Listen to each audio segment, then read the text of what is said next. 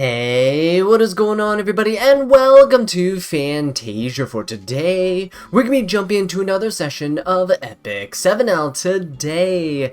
Got some more Guild War for you guys. Now, as you can see, we're currently in preseason, which is kind of nice, and that means we're going to be mismatched a little bit in terms of our guilds. So we're up against a guild that's pretty small, and it's a little unfortunate, but you know what we're going to do? It's not really a small guild, but they're not really doing a whole ton. We're still finding some towers that could be pretty interesting. So yeah, this one seems to have gotten quite a bit of defenses in the past few days, so let's go ahead and give it a shot. And of course, this time around, we're going to be going and showing off our Christy. Now, I haven't changed my Christy build since before her specialty change, so this is all the gear that she was holding prior to the change. I have much better gear that I'm going to be putting on her soon. I'm going to pop a free on equip eventually, sometime later throughout the week. But here you go. Adamant Shield is going to be her new artifact instead of Aureus, because she now has Aureus for the backline unit, and she's a good secondary knight to bring in along with other knights in RTA. So if you have one with Aureus and her with Adamant Shield, it's actually a lot of mitigation, plus that resistance for the unit in the backline, plus she gives additional things like defense, and a lot of other bonuses and protections for them, right? Like, and combat readiness boosts as well. So she's a really good support knight, especially if you have a solo DPS carry. Speaking of, we're also going to bring in Mediator Calric. The reason why we're bringing him here, not because of the cleanse, because you don't really need it. BBK is going to be my damage dealer here, but I wanted an attack buffer, right? So we're going to bring in BBK, and she is going to have about 200 something resistance with this artifact, Lilius's artifact here. I think it's really good on her, and I haven't used BBK in a while, so we're going to give her a shot. Her gear isn't really good, but it's good enough to work, I hope. But yeah, we'll see how it goes. So BBK is over here, and she will be getting half of Christy's resistance as her resistance. So Christy's about 280. I'm going to get about 140 resist added onto my BBK. So my BBK is about 340 resist, which is absolutely insane. She shouldn't be debuffed at all. For this bottom team here, though, we got Emma Landy, Lionheart, and, well, Green Landy. So I thought it's probably a faster Green Landy, probably an opener Landy. I'm going to bring in Knockwall here. She's my fastest geared unit. And she is going to be able to soul burn because I'm bringing in Fumir as well. She's going to be holding Book for that purpose. And I think she'll be pretty fun as well. She has some true damage in her kit. And, of course, Midnight God Lilius here is also going to help support the team with some damage. She's on Wind Rider, so she can stealth. Hopefully this means that Fumir won't just straight up die, but we'll see, because we have two stealth units, right, with Guiding Lights. Let's go ahead and jump into it and see how it goes. Hopefully it goes in my favor. The second match is going to be a little shoddy, but we'll see. Okay, so Hera's going to come out, and look at that. Resists all around, gotta love it. We are going to see Hera go ahead and buff the whole team, but that is fine. We have bombs coming out from everybody. Pirate Captain Flan as well, going to be bombing my Mediator, which is a little sad, but it's okay. He'll be fine. See, we also have the Summertime Assyria coming in, detonating the bombs. So this is actually a really well speed-tuned team, I gotta say, right? Pretty good in terms of tuning. Pirate Captain Flan putting the bombs before the Assyria goes to detonate is actually really nice. Now, the unfortunate thing for him is that my BBK is going to be taking the turn, so we're going to attack buff our BBK, and here she comes. We're going to go for the S3. Pirate Captain Flan's going to be sharing damage with the Payra, but this should kill the Summertime Assyria regardless. Oh, no! Not close enough! Unfortunate! Hopefully this means our BBK won't actually die here. I could go for an S3, but I think I just go for an S1 here. Let's finish off the Summertime Assyria, right? There we go. This allows my BBK to survive. Let's go ahead and do this. Unfortunately, BBK wasn't able to kill. Again, my gear isn't the best on her, but hey, she resisted all of the debuffs, so that's all that really matters, right? Right. We'll be testing Christy with a bunch of units that I have some sort of resist built on them. Ideally, you do pair her with a unit that has a bit of resist built in, but even if you don't, it's fine. You can probably just give the unit in the backline 100 plus resist, and with just her passive, and they'll resist a lot of the annoying things that go on, like MLKen's provokes and stuff like that, right? Units who don't have effectiveness built in. Everyone has this bind debuff on them, so I guess I could go for a seal on Landy. Right?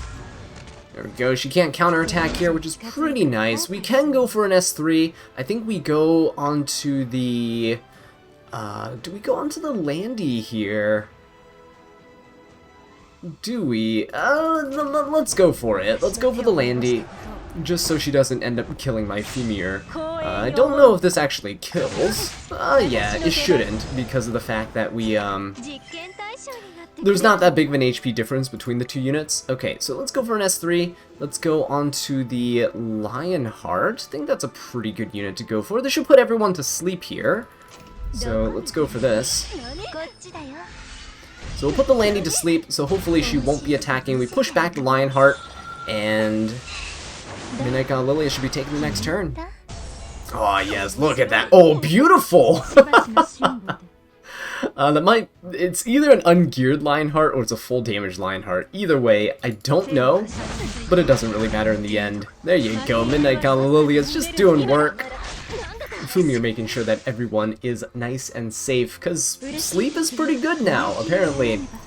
Alright, that's the first tower down. Pretty good. Let's go ahead and find another one to test Christy out on. Hopefully there's another tower with a bunch of debuffers, so we can see the resistance. Alright, let's go ahead and take a look at the middle tower over here. This one is the one we're going to be fighting. They seem to be pretty active, and they seem to do pretty good on their offensive hits. So I'm expecting these units to be pretty decently geared. Now for the first team here, we got Zahhak, Shu, and Spectre Tenebria. Into this team, I'm going to bring in Falconer Clury, Lilibet, and Seline. Falconer Clury is mostly here for the defense break onto that Shu. If we can hit that defense break on the Shu, I think we'll be in a pretty good standing for our Lilibet to come in and just nuke her down. Zahhak should actually just be falling to my Seline here.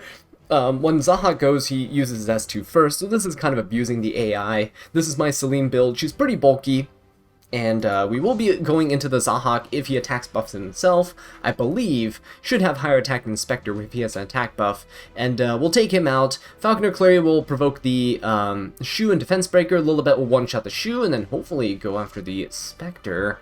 Alright, but for the bottom team here, we got Zio, Aiden, and Lilius. For this team, we're going to bring in Christy. Not only is she going to tank the Lilius on subsequent turns, but her effect res, again, she's giving about 140 effect res to the person in the back line. This is going to be my Zahhak back here. Now, Zahhak here has 0 effect resistance. Wanted to test what it would be like to bring something like him into this. Zio's going to go first, and he targets the unit with the highest speed, which in my case is going to be Zahhak. Now, 140 resist is usually not enough to resist a Zio, so I'm going to bring in my maid Chloe. Her passive gives 20% res to the whole team, and so does Shamadra's staff, so that's another 40% there. On top of this extra 4.8%, about 5% effect resistance. So another 45% coming in from maid Chloe brings Zahhak to about 180, 185 resist. Hopefully this Zio doesn't have a whole ton of effectiveness. If he does, then well, rest in peace. I think we're gonna die if that happens. But let's go ahead and jump into it, see how it goes. Maid Chloe also doubles as a failsafe because we can revive Zahhak if he does go down. Now the thing here is that I want to see if this actually works out, so that in RTA, you know, you can try to build a Maid Chloe type of team to help out against the help out against the opponent, right? You can couple her with Christy, and maybe you can phase down some debuffing teams much more consistently. Now, unfortunately, the Shu's actually pretty fast. Faster than my Lilibet, which is a little concerning. My Lilibet, you guys saw, is almost like 120 speed, so this is a pretty fast Shu.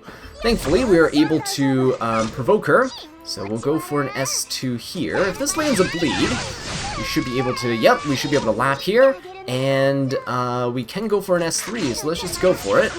It should kill the Spectre. Spectre is usually not that tanky. Oh, never mind. Okay, it's alright, because Falconer is pretty tanky, we should be okay. There you go. Seline and Lilibet also are protected. Seline with the evasion and Lilibet with her skill null. So there you guys have it. It's a fun little first team. and unfortunately the action didn't last that long. But let's check out this one here. See if Zio pushes back the Zahak. Nope. And see, I think this is where Christy really gets to shine, but you can kind of be cheeky and trap your opponent in drafts. I know a lot of people want to use Christy with things like Arya and Emo Ken, but I feel like she has potential beyond just coupling with those units. See, look here, we could just resist the Lilius's provoke there, we just don't care, right? Go for the attack buff, go for the Zahak, and then we can go straight for the Aiden. So down she goes. There we go, we're invincible now. We heal up to full. Let's go ahead and try to stun the Zio. Nope, he's gonna 15% that. Apparently, they have a Christy on their team too. Okay. Yeah, who needs to build resist, right? Just 15% everything. Let's go ahead and use Christy's S3 because I think it's a really nice animation here. Oh yeah, there you go! With the power of friendship. Kind of reminds me of Charles's animations, actually. Charles's animation's very, very similar. Where you see like Corvus and Crow and stuff show up behind him, right? As little, I wouldn't say silhouettes, but like little glowing outlines, which is pretty cool. Alright, with Maid, let's go ahead and attack buff the Zahak here. Lilius doesn't have her S2 cooldown ready yet. So there we go. And see, every time Christy gets hit, it pushes Zahak up as well, so it's going to be pretty good for us. She also heals too, so it's pretty nice. Let's just go ahead and push up the Christy. Why not? And look at this. Lilius is going to go ahead and try to provoke again, and it's not going to do anything. Let's go for the S3. And, this will actually hit. We won't miss on this. There we go. Nice little injury as well. Let's see if we can stun. Nope, didn't land it. And look at that. Look at the combat readiness on the Zahak. It is beautiful. Alright, and there you go. Lilius down. I think that was a pretty good showcase of what Christy is capable of in the right teams. But yeah, that's the second match down. Now it's time for the Stronghold. So let's get ready for that showdown. Alright guys, so here we are, last but not least, the Stronghold, going up against this guy here with a Spirit Eye Seline, APOC Ravi, and Ocean Breeze Luluka in the top team. So, thought I'd go out on a limb here and try Senya into this. Senya's pretty good into APOC Ravi and decent into Spirit Eye Seline as well, because Senya doesn't crit, therefore you won't get countered. Gonna bring in Magic Scholar Doris with Prophetic Candlestick to tank the APOC Ravi. This should be enough mitigation. And the Prophetic Candlestick will decrease our cooldown so we can keep getting our healing back up. The defense buff's going to help out quite a bit. Now, to pair up with the defense buff here, we got Hustle. She's going to be on Karina's Rocket Punch Gauntlet here, and we build her specifically with a bunch of defense. She's on counter set. She has a bit of health too, because she actually scales her own true damage with health. So this could be okay, and she has a little bit of resist to boot, but she decreases the damage that your team takes from counterattacks by about 25%. So kind of like Pylus, but not as good because she doesn't reduce anything from extra attacks or dual attacks and such. So hopefully she'll get a specialty change eventually, but I won't bank on it because Smilegate has shown that they're really going to release like 1 or 2 a year, and it's really sad because a lot of 3-stars could use more love. But anyway, we got our Senya over here, and she is going to be pretty fun to use. I haven't used her in a while, but the Spirit of a New Dawn is going to be good into this Spirit Eye Seline.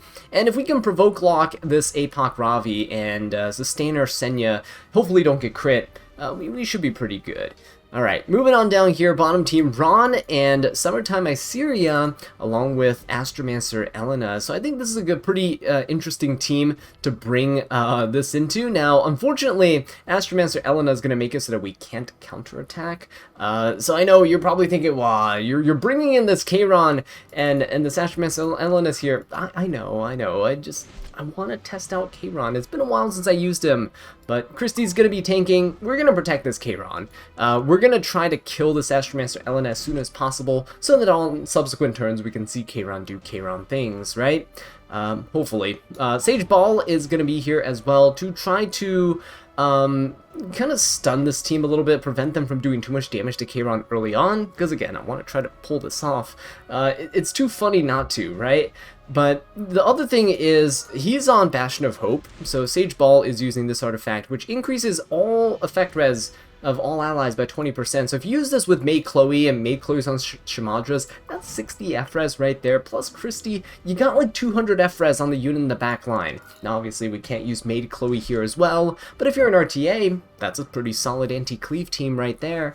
Kayron over here as well, so these are his stats. He's sitting at 190 FRES. So with the with the Bastion there, we're gonna get what? That's 20% more. That's 210 plus the 140 from Christy. That's 350. We're not gonna get stripped on our Kayron at all.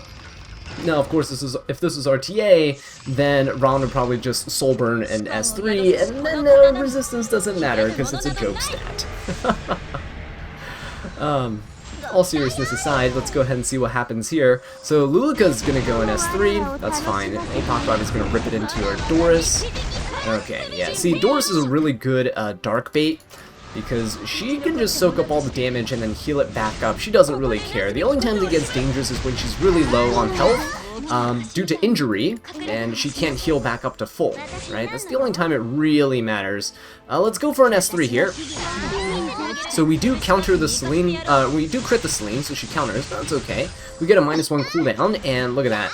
Some true damage coming out here. And we'll see Luluka use her extra attack. If she's built with effectiveness, she might be able to strip my Senya. Oh, good. Nah, wasn't able to do it. She's just low on HP. Some sorry, not Doris's. Some Lulukas are, they're built with effectiveness and effect res. So they tend to lack like some bulk. So I saw there, this Luluka's lacking a bit of health. So I thought maybe, just maybe, she was on a hybrid build, like a both F and res build. We're gonna go ahead and hit the Spirit Eye Seline. Boom, Rocket Punch, deleting her. Very, very satisfying there. Let's go ahead and hit the Luluka. And now we're just going to sit back and chill for a bit, because Senya's gonna keep getting crit, and it's kind of typical. We're just gonna keep hitting this Luluka. We gotta get her down, because she does have some healing in her kit. Good thing about Hostile is that she does heal herself back up. Look at that. Look at that damage right there. The Rocket Punch Gauntlet. I know, you guys are probably thinking, but Azza, Pilot's does the same thing, I know, but Pilot's doesn't look as good as Hostile. I like Hostile's design. She reminds me of Falconer Clury, and I love Falconer's design. But anyway, let's hit this Luluka. Try and chip her down with all this extra damage procs. Spear of a New Dawn, very good. Okay, another hit here. Hopefully Senya's reflect damage will do something. Come on now. Oh yes, look at that. Beautiful, beautiful stuff. Okay, just a Ravi left. I think we can do this. So let's go for an S2. Let's get a defense buff up for our Hostile once more. And hopefully with that defense buff, Hostile can do this. Now I'm going to wait to Soul Burn. I want to get Hostile to have enough that she can keep using her S1 for additional damage like that. Look at that. Look how much damage that is right there. It's pretty good, isn't it? It's pretty good, you gotta admit. Alright, we're going to try to get Hostile's S3 up so we can get... Ooh, that's pretty good, actually. Maybe it's time. Maybe it's time to go rip it. Let's see what happens. So, Rocket Punch only procs from... Rocket Punch only procs from single target attacks. Let's go for an S3 here. Okay, so that's Hostile's own true damage coming in. She gains 1,000 extra damage for every counterattack that we sustain. So let's go ahead and push the Hostile up. I think we have enough souls here. I think we have enough damage to take out this Apoc Ravi, right? So we have a 3-turn defense buff, and let's go for it. Oh shoot, I wanted to take the extra turn, but you see how much potential Hostile has in terms of damage. She is pretty fun to use. Highly recommend if you don't know who to build and you want to play with somebody new. She's definitely really, really fun. Alright, so Kayron's gonna get hit by this Ron. It's not gonna take him down fully. And Astromancer Elena's gonna try to push up. See us. Summertime Assyria is going to try to push up here. So I'm going to go for the S2. Let's hopefully strip the immunity. Oh, there we go. Very nice. We put them all to sleep. And it is now Kayron's turn. So we're going to go for an S3 onto the Astromancer, trying to finish her off. If we can, it would be fantastic. Oh yeah, there we go. So now, look at this. We have an attack buff. We have the potential to counter any day now. Any day. Let's go for the S3. Might as well get some healing going. Okay, so for Sage Ball, I'm gonna go ahead and sleep the Assyria. Mostly because... Oh, okay, never mind. I guess we won't sleep the Assyria. Mostly because she's gonna be attacking Christy, but she didn't use her AoE yet. Alright, nice. Look at that. Look at the funny Keiron counterattack.